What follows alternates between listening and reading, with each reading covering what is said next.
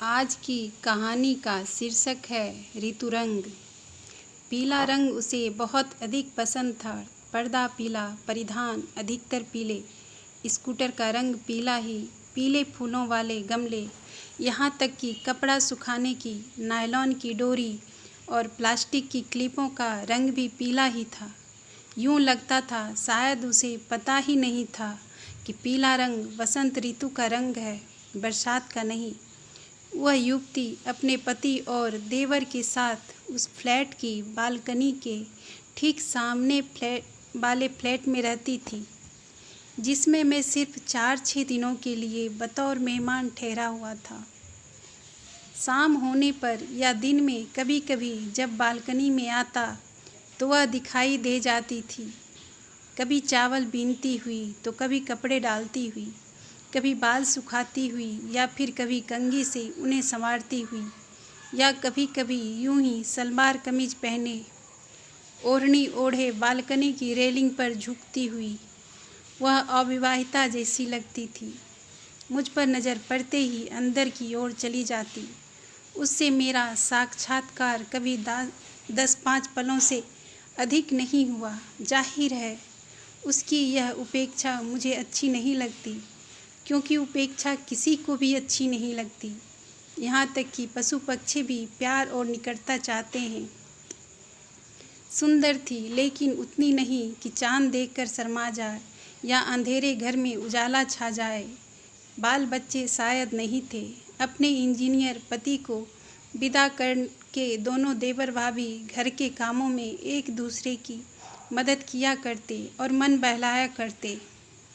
लड़का अभी कम उम्र का था, मैट्रिक का छात्र रहा होगा।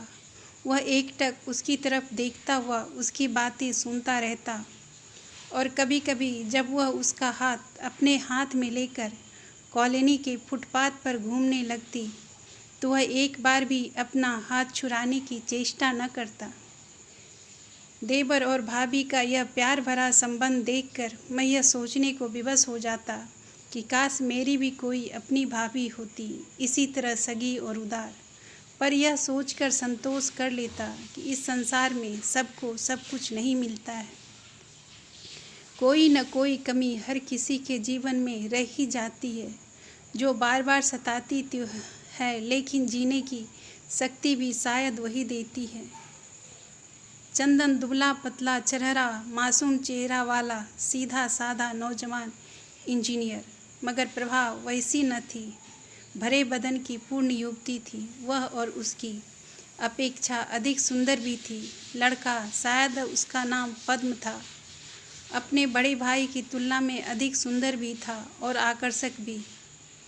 मुझे देखकर उसके छुप जाने का सिलसिला जब समाप्त नहीं हुआ और उस औद्योगिक नगरी में बरसात के मौसम में मुझे मन बहलाने का कोई और जरिया नहीं मिला, तो मुझे अपने ब्रीफकेस में पड़े उस परिचय पत्र की याद आई, जो एक प्रसिद्ध प्रकाशन संस्थान द्वारा मुझे अपना संवाददाता नियुक्त करने के समय प्रदान किया गया था। मैंने सोचा क्यों न बैठे बैठे अपनी पत्रिका के लिए एक परिचर्चा आयोजित कर ली जाए। विषय भी जल्दी ही सूझ गया, जो काफ़ी समयानुकूल भी था। कॉलबेल बजाने की थोड़ी देर बाद थोड़ा सा दरवाज़ा खुला। उसके पीछे से पद्म का गोल सा चेहरा झांक रहा था। आप किससे मिलना चाहते हैं? वह विशिष्ट हिंदी उस बहुरंगे शहर की प्रचलित संपर्क भाषा थी। हम आपका भाभी जी से मिलने मांगते। मैंने मुस्कुराते हुए उसी अंदाज में जवाब दिया और अपना परिचय पत्र उसके हवाले कर दिया। उन बहुमंजिली इमारतों में रहने वाले लोग, खासकर अपने पतियों के काम पर चले जाने के बाद अकेली औरतें दरवाज़ा खोलने में बहुत सावधानी बरतती थी। यह मुझे पता था, इसलिए मैंने सबसे पहले अपना परिचय पत्र बढ़ा दिया। पद्म ने दरवाज़ा थोड़ा सा और खोल दिया। हु कम्स देयर कहती हुई एक छोटे से तौलिए से अपना हाथ पोंछती हुई प्रभा भी वहाँ आ गई। मुझ पर नज़र पड़ते ही ऐसे ठिठक गई मानो चोरी करते पकड़ी गई हो। तब तक पद्म मेरा परिचय पत्र उसे थमा चुका था। उसने एक बार मेरी तरफ गौर से देखा और फिर परिचय पत्र पढ़ने लगी। तब तक दरवाज़ा पूरा खुल चुका था। पद्म मानो मुझे अंदर आने की मौन सहमति देकर पीछे हट गया। आइए, अंदर आ जाइए, प्रभा ने थोड़ा सा हकलाते हुए और मुस्कुराने की कोशिश करते हुए मुझसे कहा। उसने मेरा परिचय पत्र मुझे वापस कर दिया और सोफे पर बैठने का इशारा करते हुए खुद भी मेरे सामने बैठ गई। पद्म अभी तक वहीं खड़ा था, मानो इस एपिसोड में अपनी भूमिका तलाश रहा हो। प्रभा ने उसे भी एक बार बैठने के लिए कहा, लेकिन उसके इनकार करने पर उसे अंदर पढ़ने के लिए भेज दिया। तब मैंने उससे कहा कि मैं अपनी पत्रिका के लिए महिलाओं की समस्याओं से संबंधित एक परिचर्चा में उसे भी शामिल करना चाहता हूँ, तो वह प्रसन्न हो गई। भला प्रसिद्धि किसे अच्छी नहीं लगती। वह मुझे बताने लगी कि वह इस पत्रिका की नियमित पाठिका है, लेकिन उसका पत्र संपादक कभी नहीं छापते हैं। उसने मुझसे शिकायत के लहजे में कहा। तब मुझे मालूम हुआ कि अहिंदी भाषी होते हुए भी वह बहुत अच्छी हिंदी जानती है। परिचर्चा के विषय के बारे में जब मैंने उसे थोड़ा विस्तार से बताया तो वह बोली, आपने यह विषय उठाकर हम जैसी गृहिणियों की दुख तिरक को छुआ है, जो पति के काम पर चले जाने के बाद बिल्कुल अकेली हो जाती हैं। न सास, न ननद, न बच्चे, बस आप और दीवारें। टीबी बेचारा भी कितना साथ निभाए। उसकी व्यथा वास्तविक थी, ऐसा उसके चेहरे से लग रहा था। मगर आपके साथ तो आपके देवर जी हैं। फिर आपकी समस्या क्या है? मैंने बातचीत को आगे बढ़ाते हुए पूछा। मेरी समस्या दूसरी है, उसने आराम से बैठते हुए कहना शुरू किया। इसी बीच उसने पद्म को पुकार कर उससे चाय बनाने का आग्रह किया। निश्चय ही यह आग्रह अपनी मातृभाषा में किया गया था, लेकिन लगता है कि चाय बनाने का तरीका पद्म को ठीक से आता नहीं था, क्योंकि वह बीच बीच में आता और कभी चाय तो कभी चीनी और दूध की मात्रा पूछ जाया करता था। पद्म का अपने भैया और मेरे सिवाय संसार में कोई नहीं है। उसने कुछ धीमे स्वर में कहा। पिताजी बहुत पहले गुजर गए, माँ भी नहीं रही। बचपन में माँ के प्यार से वंचित यह बालक मुझ में वात्सल्य मांगता है, लेकिन मैं तो उसकी माँ नहीं हूँ। छाती से लगाती हूँ तो इसकी सांसें गर्म हो उठती है। तरुण है, मेरे होठ चूम लेता है। उस समय अपने आप को संभालना मुश्किल हो जाता है। सोचती हूँ कि जरा भी ढील दूँगी तो यह बर्बाद हो जाएगा। फिर अपने भैया से, इसके और अपने पति से मेरे संबंधों का क्या होगा? आप ही सोचिए। बरसात की दोपहरी में जब झमक झमक कर पानी बरसता है और घर में सिर्फ मैं और यह होते हैं, बिजली कड़कती है तो मुझसे लिपट जाता है। वात्सल्य और रति की यह मिलीजुली भावधारा किस क्षण हमें कहाँ बहा कर ले जाएगी, कहना मुश्किल है। मैं एकाग्रचित्त होकर उसकी धारा प्रवाह, भाव व्यक्ति के शब्द शब्द और उसके अर्थ को पूरे मनयोग से सुन और समझ रहा था। उसका बोलना जब समाप्त हुआ तो मैंने मुस्कुराकर कुछ कहना चाहा। प्रभा भी एक लंबी सांस लेकर मुस्कुराती हुई सीधी होकर बैठ गई। फिर मेरी तरफ देखते हुए बोली, मिस्टर कुमार, आप कोई जादूगर मालूम होते हैं। सो कैसे? मैंने खुश होकर पूछा। प्रशंसा भला कौन प्रसन्न नहीं होता। इसलिए कि जो बातें मैंने अभी अभी आपको बताई है वो बताने योग्य तो नहीं थी, लेकिन आपको देखकर मुझे ऐसा लगा मानो मैं किसी मनोचिकित्सक से समक्ष बैठी हूँ, जो मेरे मन की उलझनों का समाधान करने मेरे पास आया है। वह सहज थी। इसी सहजता के साथ उसने मुस्कुराते हुए कहा, आपसे सब कुछ बताकर मैं अपने आप को बहुत हल्का महसूस कर रही हूँ। यह तो आपकी उदारता है कि आपने मुझे इस योग्य समझा कि अपनी मन की गहन अनुभूतियों से मुझे अवगत कराया। आप अगर अपने मन का भार कुछ हल्का महसूस कर रही हैं तो यह मेरे लिए बहुत ही खुशी की बात है।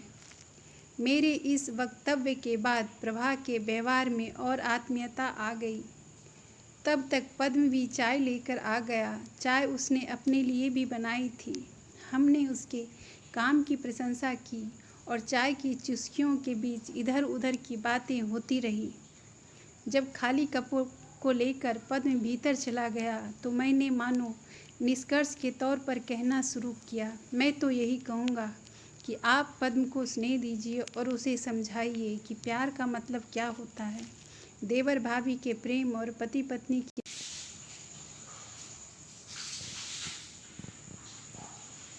प्यार के बीच जो अंतर है उसे आप उसके सामने स्पष्ट कर दीजिए। अभी तरुण है, युवा होते ही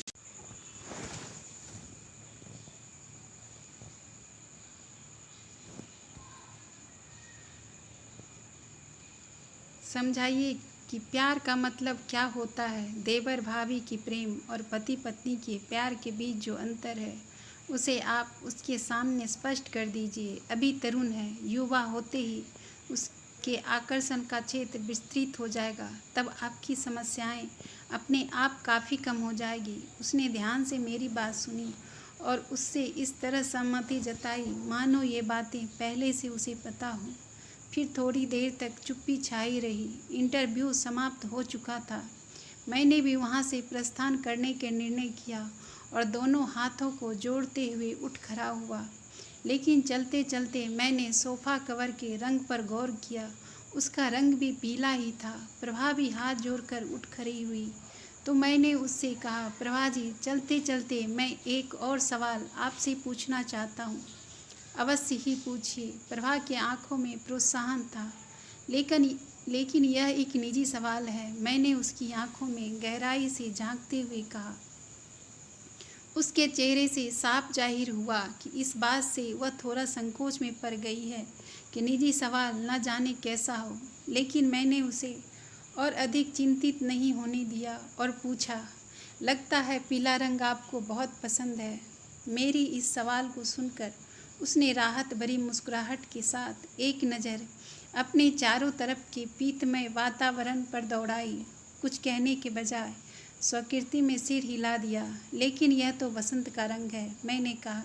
अच्छा, उसने इस तरह कहा मानो यह बात उसे पहली दफ़ा किसी ने बताई हो। तो बरसात का रंग कैसा होता है? बड़ी मासूमियत से पूछे गए उसके इस सवाल पर मैं मुस्कुरा दिया। हरा यानी ग्रीन। सुनकर प्रभा उन्मुक्त भाव से हंस पड़ी। उससे विदा लेकर जब मैं अपने मेज़बान के फ्लैट में आया तो खाना तैयार था।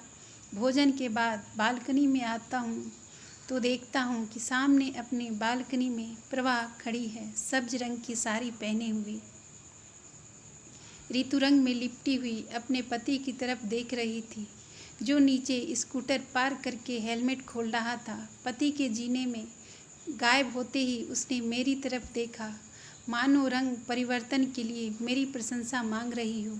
मेरा हाथ अनायास ही अभिवादन की मुद्रा में उठ गया। उसने झुककर उसे स्वीकार किया और फ्लैट के अंदर चली गई। मैं अकेला रह गया, लेकिन इस अकेलेपन में भी एक बहुत बड़ा संतोष था, किसी को सच्ची राह दिखाने का संतोष।